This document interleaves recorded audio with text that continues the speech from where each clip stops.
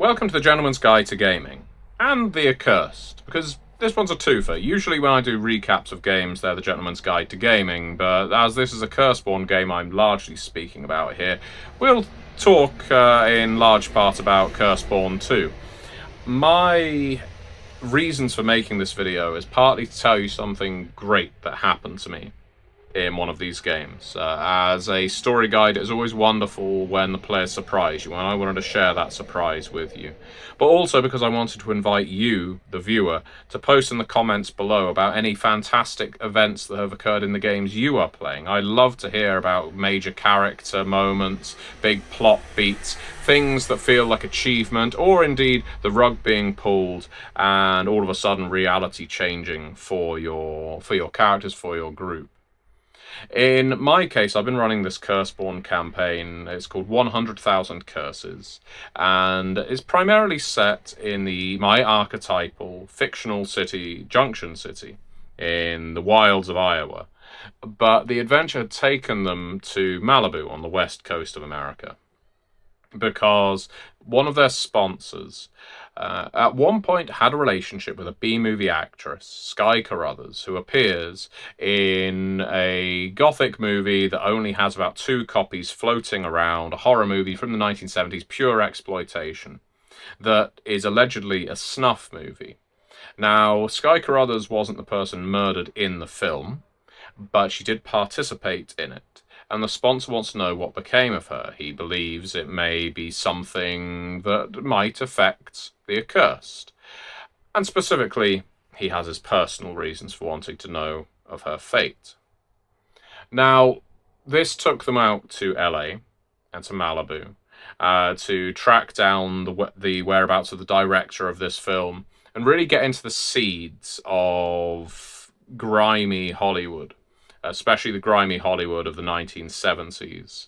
While it's a modern era campaign, it's still delving very heavily into that territory of, I guess, the murk of the screen, silver or otherwise, and the kinds of people who work there.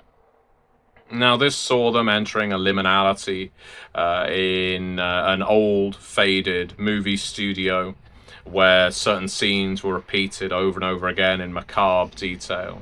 It saw them encountering the trapped echo of this woman, Sky Carruthers, who they were hunting down.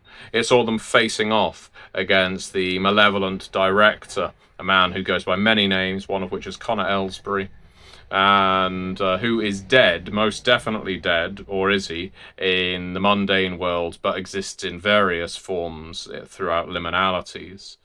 And ultimately, my expectation as a story guide was that they would decide Sky Carruthers was suffering so horribly in this permanent silver screen loop. And this is something I've explored in Cult Divinity Lost as well, the idea of being trapped in film and constantly having to relive the same movie.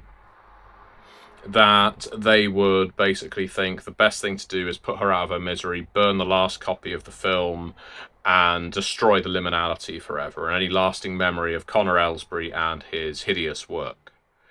But here's what was great. The players came up with a way of saving her. Came up with a way of getting her out of the film. Came up with a way of fabricating a new identity for her.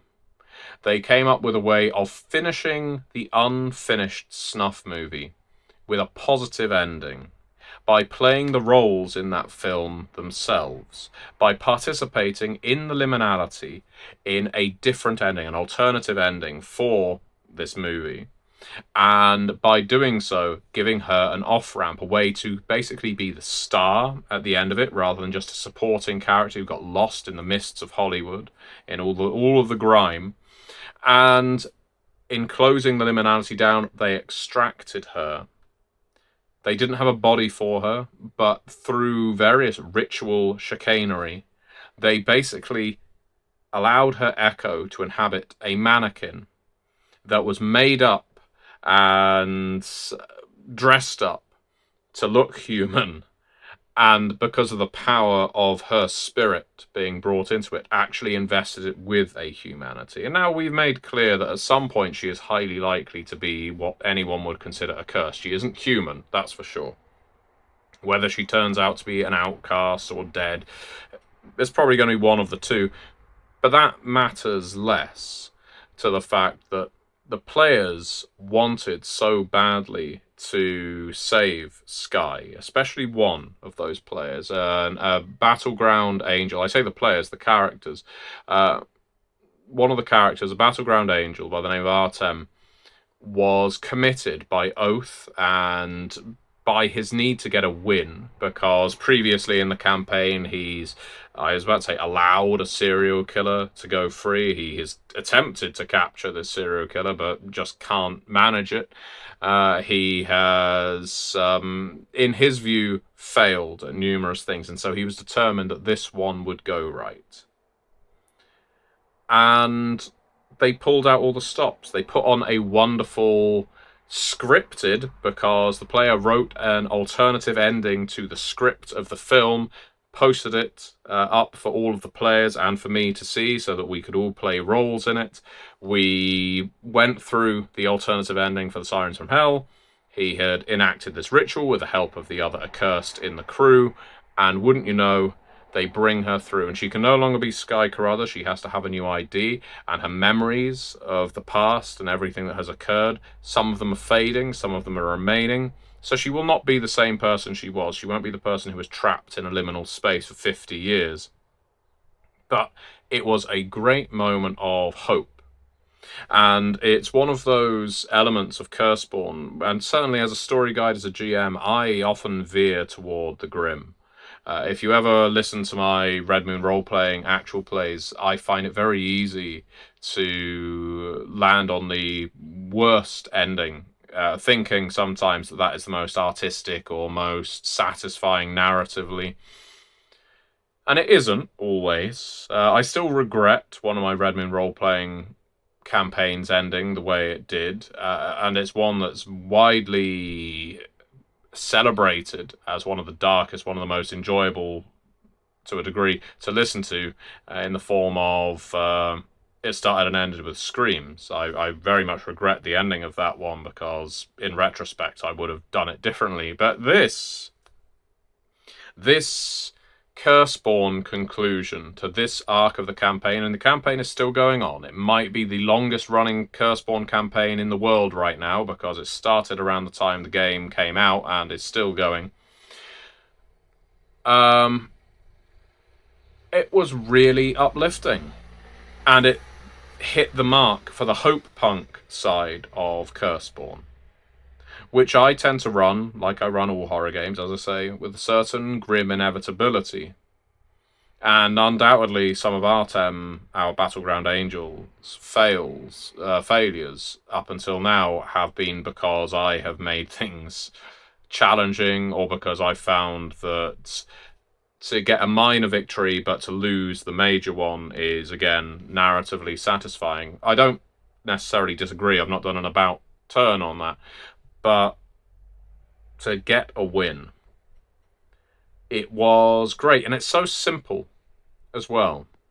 This isn't some revelation that's going to make me radically change the way I run games. There's some missing piece that I had never realized was missing. It was just great because it happened, because the players drove it, because I was surprised. And as a story guide, I love to be surprised. I love it when the players come up with something I did not anticipate. So, with all of that said, I would love, absolutely love, to hear from you, the viewers, in the comments below about things that have occurred in your campaigns. Doesn't matter what you're playing. Could be Curseborne, could be any other RPG. I would love for you to respond, to tell me about the great things that have happened to you, whether it's a character moment, whether it's a plot moment, whether it's intimate, whether it's existential, whether it was a surprise or whether it was planned. I would love for you to tell me some of those great moments that made you really open your eyes and think, this is a great moment. This is why I roleplay. And this is one of those moments where I think this is why I run games. I've got various other of these stories that are recently going on. I've had a bit of a peak, I think, in running games lately. Werewolf the Apocalypse Chronicle I'm running as well has, again, a Patreon one. Has characters venturing through the Umbra and participating in various trials in order to get to the deep Umbra and interact with this ancient Ophidian spirit. And each character is interacting with their respective trials in such a personal and interesting way that so many other werewolf games I've participated in, which are all sort of club heavy, just ignore. That's been really satisfying. I'm running a Vampire the Masquerade game set in 1989 Berlin, just before the wall comes down, and it's conspiracy and intrigue heavy. The amount of interaction the players are having with each other, the amount of plotting they are doing with each other, in text as well as in game, planning for who will be prince once the wall comes down, is again absolutely fantastic to read. I'm getting so many of these great experiences through my games. One of my personal groups, having been running Monster Kingdoms recently, is such a simple one. Our characters have been utterly monstrous, irredeemably evil in places, and yet recently they had one of those, do we support this great evil against this lesser evil? And they came up with a fantastic way of undermining both of them. Now, ostensibly, they did this to elevate themselves as the new overlords of the kingdom. Unfortunately, the kingdom of Sulgazar is not doing very well in this particular Monster Kingdoms campaign, and they're trying to elevate themselves as colonial lords. Again, they're not supposed to be good.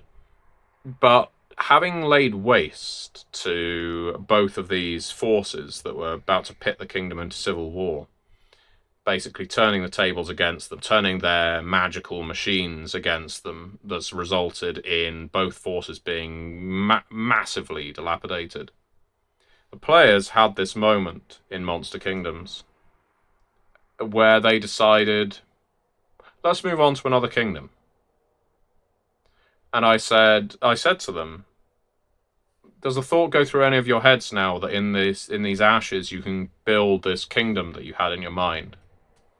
And all of the players kind of looked at each other and said, no, we think we should leave this to grow. We should leave Sulgazar to grow as Sulgazar needs to. And they've moved on now toward the Kingdom of Zin, which I'm sure will be a lot of fun. But none of this was communicated, not to my knowledge. And it was only afterwards the game ended I spoke to the players. And I said, I thought the campaign, and I wasn't complaining, I thought the campaign was going to go on in a way that basically went into base building, that we were going to start building up your vision for what Sulgazar should look like, this great jungle kingdom. And they said, well, one of them said, I kind of felt like one of the small moments of light that exists in my character is giving nature, people, monsters freedom to come up with their own hell and not to impose one on them. And another player said, my character is very much into the idea of nature taking over everything and not directing it, not channeling it. And I realized that if I stood in its way and tried to direct it, I'd be no better than the previous regime. And so it went through the group. They didn't have to speak about it. They all just had this moment of realization once I'd done the describing of their action that resulted in these forces being destroyed. They all realized, actually, let's give this kingdom a chance. Now, they may be pessimistic about what happens to Sulgazar, but they are going to give it a chance. It might grow up light instead of dark. We'll have to see. because you can't get out of the Kingdom of Zin without going back through Sul'Gazar, so it'll be interesting to see what they find. So yes, anyway, I wasn't intending on talking about Monster Kingdoms as well, but yeah, really enjoying running games right now, and I hope this video has been inspiring to you. Games can always surprise, and it's always fantastic when they do. Please let me know about your surprises and how games have brought smiles to your faces in the comments below. Thank you very much for watching.